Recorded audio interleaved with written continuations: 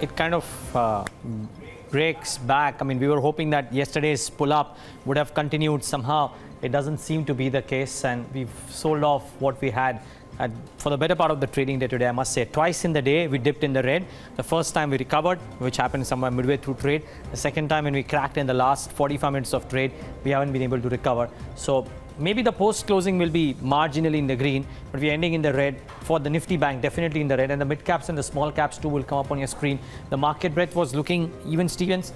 I think it would have slipped a bit, but a flattish day of trade, at least for the small caps, if not the mid caps. Let's highlight the Sensex movers. TCS, HDFC, HUL Infos as well. There are some heavies out there which are helping the market stay well. So TCS is 1.5% higher, HDFC about 1.25%. ITC has a 0.5% gain to itself, so not bad going. Bharti Airtel marginally so, but those are few and far in between. What about the losers? Well, metals all the way. Tata Steel, Hindalco on the Nifty has come off quite rapidly as well. Axis Bank corrects another 2.5%. Yes Bank 1.5%. SBI, ICICI Bank. So select private banks, metal names. Adani Port features in the list too. There's a fair bit of names out there which are putting the pressure on the index as well. And I would reckon the broader end of the spectrum too. I mean, if you divide it into the last 1 hour, maybe a lot more losers. But the day at large, Navneet, some gainers as well. Fair bit of activity, even if the volumes are low. That's right, Neeraj. There were a few gainers, in fact, when you look at the broader markets. I'm going to start off with the losers, however. Uptown was the stock which was under pressure throughout the session. In fact, that saw a very deep correction of nearly 5 to 6%. And also, there was, I guess, some recovery seen towards the end of the session. At one point of time, it was down nearly 8%, so 6% lower towards the closing. On a day like this, when markets are volatile, two groups, Adani Group as well as the Anil Ambani Group, both of them tend to come under pressure. So you had Reliance Communication closing with cuts of nearly 10%. Adani Enterprises has been really weak this week, and that counter is closing with cuts of almost 7%. And once again at day's low, which is not a very encouraging sign. The other one is DCM Shriram. That's been under pressure throughout the session. The intraday chart will tell you it opened in the red, but towards the end, a mild bit of recovery, but still closing with deep cuts of nearly 7%.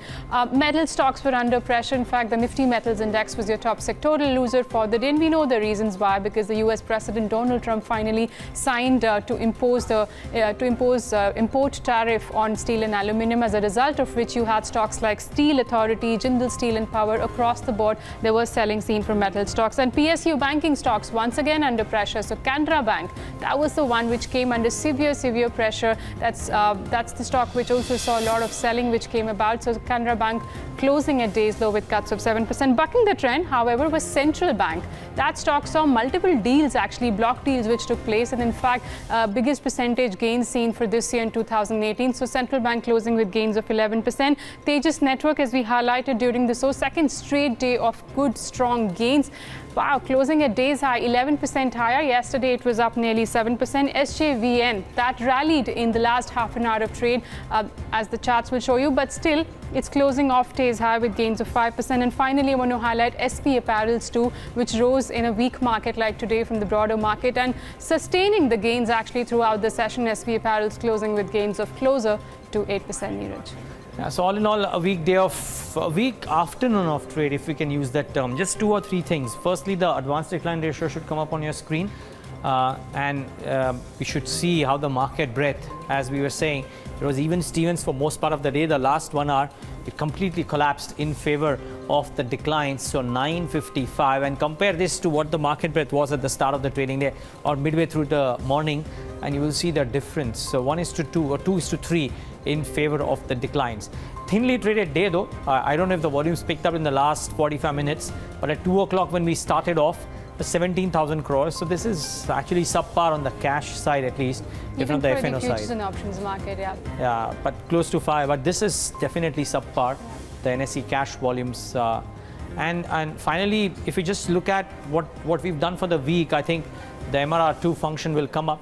And you will see that a clutch of names in the metal space and Tata Motors, amongst others, are the ones. So Tata Steel, the top loser, down 10%. Hindalco, 8.5%. And Tata Motors, down about 7.5%. This one, of course, incidentally is at fresh lows for itself. Bharti Airtel featuring, and a clutch of banks. We are highlighting Yes Bank, namely, that's amongst the top losers this week as well. Barely any gainers. I mean, 1 or Yeah. 2%. These stocks could have moved either direction on a day, and they would have ended in the red as well.